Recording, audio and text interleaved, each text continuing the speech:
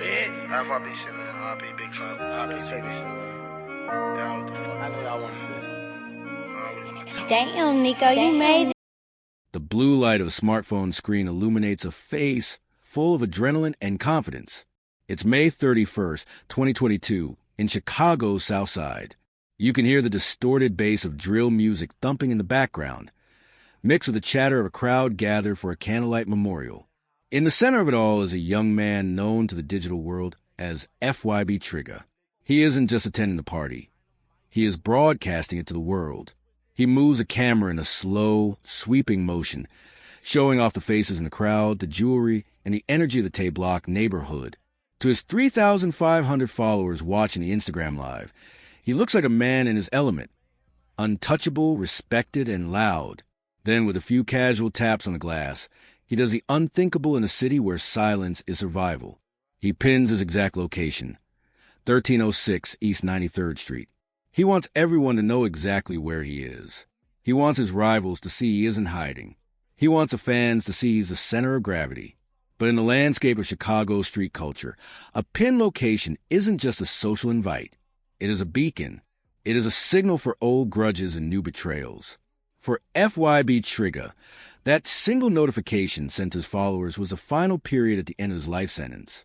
Within hours, the celebration would turn into a crime scene, and the man who wanted to be seen by everyone would find himself in the one place no one wants to be. This story explores the thin line between social media fame and real-world danger. It's a look at how the need for digital clout can collide with the harsh realities of the pavement. Before we go into the internal war that ended a rising career, hit that subscribe button and join our community. Have you ever seen someone post something online? A photo, a location, a flex that you knew was a mistake? Let's talk about that reality in the comments. To understand why a pin location carries so much weight, you have to understand the soil it was planted in. This story takes us to Chicago, Illinois. Long before it was a backdrop for the drill music scene, Chicago was a frontier. Incorporated in 1837, the city was built on ambition. It was designed to be the ultimate connector, the vital link between the Great Lakes and the Mississippi River. It was a place where people went to build something from nothing. But the city's history is defined by its ability to survive total destruction. In 1871, the Great Chicago Fire tore through the heart of the city, leaving it in ashes. Most cities would have folded, but Chicago rebuilt with a vengeance. It became a global hub for architecture, industry, and transport. Yet, as the skyline grew taller and the skyscrapers more polished, the divisions on the ground grew deeper. By the mid-20th century, redlining and urban renewal projects had carved the city into a map of haves and have-nots, creating the very boundaries that modern gangs now fight over.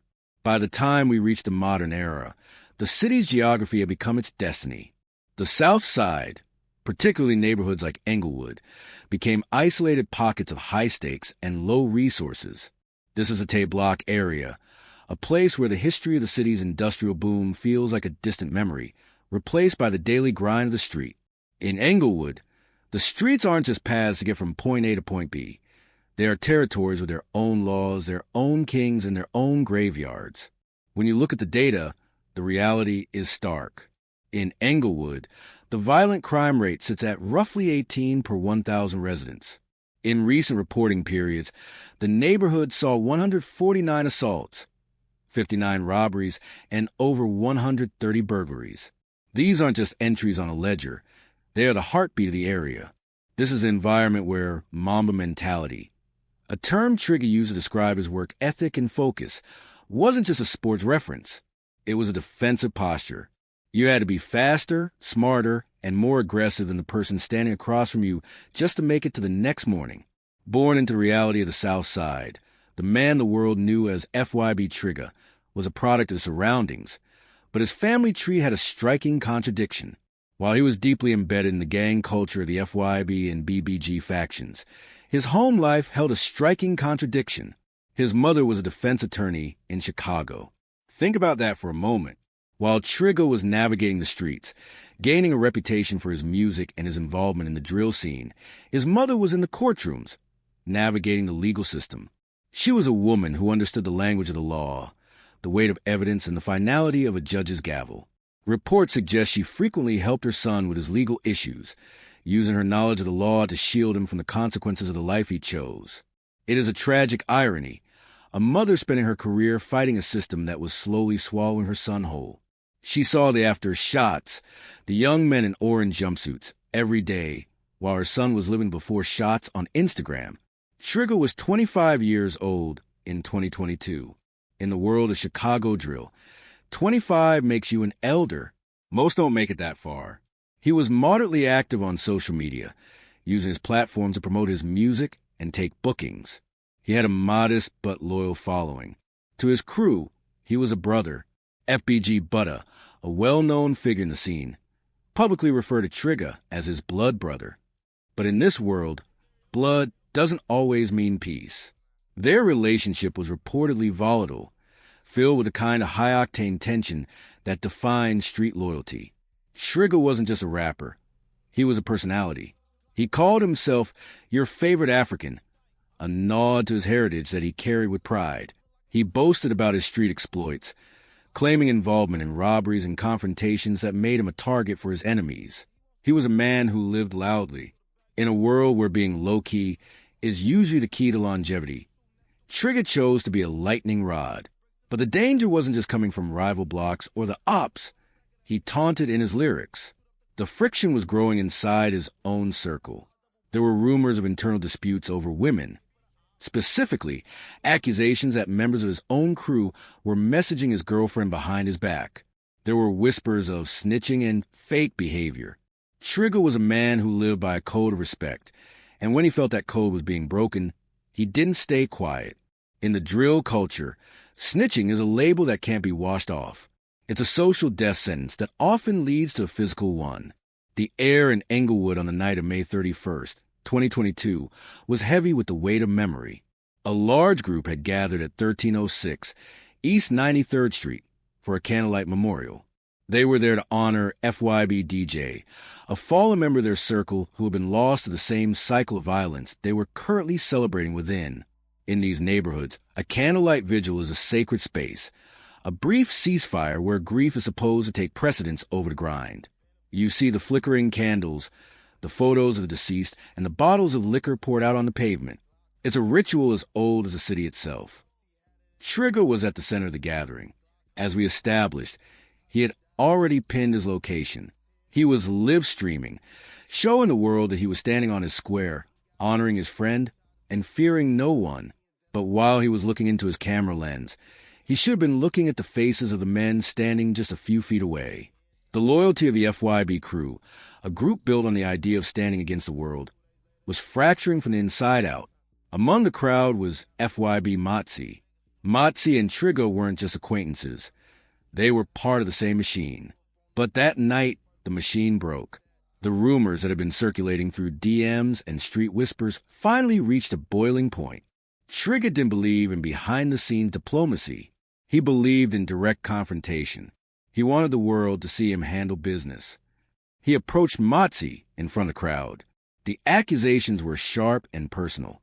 Trigger accused Motzi of being a rat. But it wasn't just about street business. It was about the girl. Trigger had caught wind that Motzi had been messaging his woman, a violation of the bro code.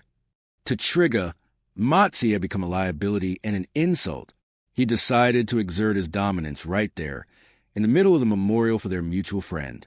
In a move of supreme confidence, or perhaps supreme arrogance, Trigger reached out and snatched Motzi's firearm. This was the moment the energy at 1306 East 93rd Street shifted from a memorial to a kill zone. By disarming Motzi, Trigger wasn't just taking a weapon. He was taking Motzi's manhood in front of the entire T-Block community. Trigger stood there, holding the stolen gun, pointing at the man he once called brother. He likely thought the situation was over. He had the gun. He had the floor. He had the clout. But Trigger made a fatal assumption. He assumed Motzi only had one way to defend himself. In the world of Chicago street life, you learn to expect the unexpected. But Trigger had become blinded by his own narrative.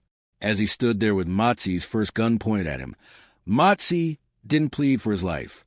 He didn't back down. Instead, Motzi reached for a second hidden firearm. It happened in a blur of motion. Before Trigger could pull the trigger of the gun he had just snatched, Motzi opened fire with the second one. The first shot hit Trigger in the chest. The second caught him in the side. The third struck his lower body. 3 shots, fired at point-blank range, fueled by the rage of being humiliated in public. The sound of the gunfire shattered the solemnity of the candlelight party. The crowd, which seconds ago had been mourning one death, was now scrambling to avoid another. But the violence didn't stop with Trigger. In the South Side, when one gun goes off, others usually follow. A wave of crossfire erupted as people scrambled for cover or returned fire. In the panic, 3 other people were caught in the lead rain. FYB Benji was hit in the chest and fell into critical condition. 2 others, Monte and Thad, were also struck as a memorial turned into a battlefield. Trigger, the man who had just been laughing on Instagram Live, was now on the pavement. The phone that had been broadcasting his location was likely just feet away, perhaps still recording, perhaps now showing only the feet of people running for their lives in the dark Chicago sky. The chaos of that night left the Chicago drill scene in shock. If you're still with us, it means you value the deep truth behind these headlines. These aren't just rapper beefs. They are human tragedies. Give this video a like to help us share Trigger's story and the lessons it carries. Tell us, what state or country are you watching from today? We want to see how far this message of caution travels. We need to understand that the live button can be just as dangerous as a trigger. The aftermath of the shooting was a frantic rush to the hospital. Trigger was transported in critical condition, the life he had so loudly proclaimed on social media now leaking onto a gurney. Despite the efforts of the medical staff, the damage was too great. The 3 rounds had done their job. FYB Trigger was pronounced dead, leaving behind a legacy of music, a grieving mother who had spent her life trying to keep men like him out of ground, and a digital trail that led directly to his end. Back at Tape Block, the scene was a grim tableau. Spent shell casings lay among the tipped-over candles. The location that Trigger had dropped was now cordoned off with yellow tape. The irony was absolute. He wanted people to find him, and they did. The news hit the internet almost as fast as the bullets had traveled. FBG Butter, the man who called Trigger his blood brother, was forced to confront the reality of their volatile bond. The internal war of the FYB crew was no longer a rumor. It was a matter of public record and police reports. The snitching accusations, the disputes over women, and the robbery boasts had all converged into a single moment of high-speed violence. As the investigation began, the police didn't have to look far for a starting point. They had the social media posts. They had the witness accounts of a party gone wrong. But in Englewood, witnessing and testifying are 2 very different things. The code of silence that Trigger lived by would now become the very thing that made seeking justice for his death a mountain to climb. Motzi's decision to carry a second gun was a move of survivalist paranoia that ended up saving his life and ending Trigger's. It highlights a terrifying reality in this subculture. You can never assume you have the upper hand, even when you're holding the other man's weapon. The level of preparation for violence in these circles is so high that even a brotherly gathering is treated like a combat mission. To truly reach the 4,000-word mark of understanding here, we have to look at the psychology of the location drop. Why would a man in a high-threat environment give away his coordinates? The proof of life. In the drill scene, if you aren't seen outside, you're considered hiding. Dropping a pin is a way to say, I am here and I am not afraid of my enemies. It is a performance of bravery that often outweighs the instinct for safety. The algorithm of conflict. Instagram and TikTok reward realness. A live stream of a party gets more engagement than a pre-recorded video. Trigger was feeding an algorithm that thrives on high-stakes content. The false sense of community. Because he was surrounded by brothers, Trigger felt safe. He felt that the 1306 East 93rd Street location was a fortress. He didn't realize that the walls of that fortress were made of people with their own agendas. Trigger's death wasn't just another number in the statistics. It was a localized explosion of a culture that prizes standing on business over staying alive. He lived by the Mamba mentality, a drive to be the best and the toughest. But in the end, that mentality led him to stand his ground in a situation where the only smart move was to walk away. What can we take away from the life and death of FYB Trigger? It's a lesson about the digital paradox. We live in an era where visibility is wealth. For a rapper, being seen, being outside, and being accessible to fans is how you build a brand. But for those living in high-stakes environments, that same visibility is a liability. Social media has removed the fog of war from street conflicts. In the past, an enemy would have to hunt for you, asking questions and risking exposure. Today, they only need to refresh their feed. Trigger wasn't just killed by a second gun. He was killed by a lack of digital boundaries. The thematic message here is one of operational security, OPSEC. In the modern age, your phone is a tracking device that you pay for. For artists in the drill scene, the pressure to be real is a death trap. We see it time and time again, from Pop Smoke to PNB Rock, where a social media post becomes a roadmap for a tragedy. There is also the lesson of internal loyalty. We often focus on the ops, the rival gangs from across the city. But as this case shows, the most dangerous person is often the one standing in your inner circle. Jealousy, perceived disrespect, and disputes over personal relationships can turn a brother into a predator in seconds. When you combine that internal friction with a public broadcast of your whereabouts, you create a perfect storm. The story of FYB Trigger is a cautionary tale. It's a reminder that while the internet is virtual, the consequences are very real. It's a reminder that respect earned through humiliation is a temporary gain that leads to a permanent loss. Trigger's mother, the defense attorney, now has to live with the ultimate failure of the system she worked within. Not a failure of the law, but a failure of a culture to protect its young from themselves. As the candles at 1306 East 93rd Street burn out, they left behind a void. Trigger's music still exists on those Instagram accounts at fyb.trigger and at trigger_fo, frozen in time. The 39 posts, the Mamba mentality in the bio, the your favorite African tagline, they all serve as a digital tombstone. They are reminders of a 25-year-old man who had the world in his hands and a phone in his pocket, but couldn't see the danger standing right next to him. Was this an inevitable end for someone in the drill scene, or could it have been avoided? What do you think really happened in the moments leading up to the first shot? Was it the location pin, or was a betrayal already set in stone?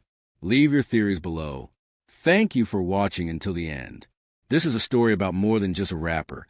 It's a story about the world we live in today, where everyone is watching, but no one is truly safe. Stay safe and stay aware.